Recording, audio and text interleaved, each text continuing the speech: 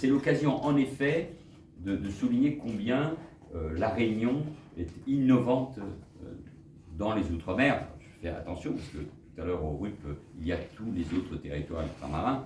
Donc, je fais attention à ne pas dire qu'il n'y a que la Réunion qui marche. Ce serait injuste, d'ailleurs. Mais vous êtes moteur, incontestablement. Je crois que chacun est d'accord. Et les 3 startups qui ont été présentées, comme évidemment bien d'autres, c'est pour ça que vous l'avez fait, doivent être une fierté, un exemple, une voie à suivre pour la Réunion et tous les acteurs clés qui se mobilisent. Et je crois que nous devons être, nous tous, à la hauteur de cette mobilisation pour accompagner votre secteur et les différents défis. Monsieur le député a rappelé quelques-uns qui sont indispensables si on veut faire face à un monde qui bouge, puisqu'au moment où nous parlons, les marchés financiers sont en train de connaître une nouvelle baisse, sinon un effondrement. Donc on n'est pas isolé. Hein.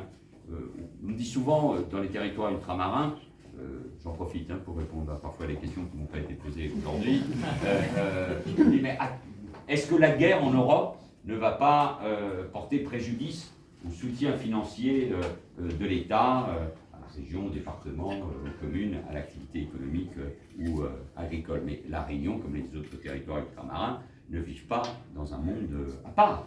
Vous êtes au cœur des grands mouvements, ici, notamment dans l'océan Indien, avec le continent de demain, l'Afrique, qui va doubler sa population.